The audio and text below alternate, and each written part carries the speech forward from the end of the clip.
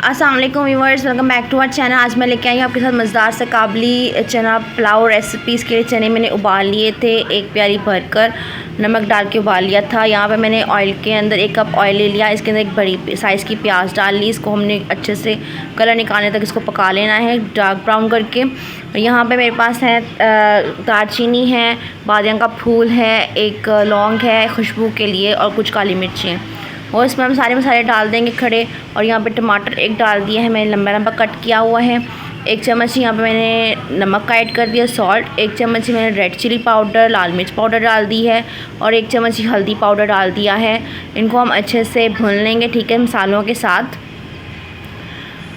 जब तक मैं इनकी भुनाई कर रही हूँ, अगर आप व्यूअर्स मेरे चैनल पर न्यू है, मेरे चैनल को ज़रूर सब्सक्राइब कर लें। अब यहाँ पे चावल मैंने भिगोए हुए थे आधा किलो के करीब, वो मैंने इसके अंदर ऐड कर दिए हैं, ठीक है। साथ ही इसके अंदर मैं अब आधे किलो के करीब जो चावल है उनके बराबर पानी इसमें शामिल कर दूंगी, ठीक है। और चने जो हमने बॉईल किए हुए थे 1 प्याली, वो इसके अंदर ऐड कर दिए, ठीक है।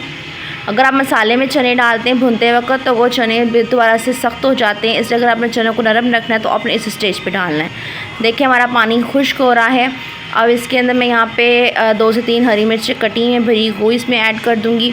और अचार हमारे पास नेशनल का है, खट्टा जायका लाने के लिए चावलों का, बहुत टेस्टी होता है, वो इसमें ऐड करूँगी अचार का 1-2 चम्मच। और फिर हम इसको दम पे लगा देंगे 10 से 15 मिनट के लिए। आपने इस रेसिपी को व्यूअर्स ज़रूर ट्राई करना है, और मेरी सारी रेसिपीज़ को प्लीज़ एंड तक देखा करें ताकि आपको मेरे सारे स्टेप्स जो हैं वो क्लियर हो जाएं, ठीक है, कि कोई स्टेप प्रॉपर छूट ना जाए।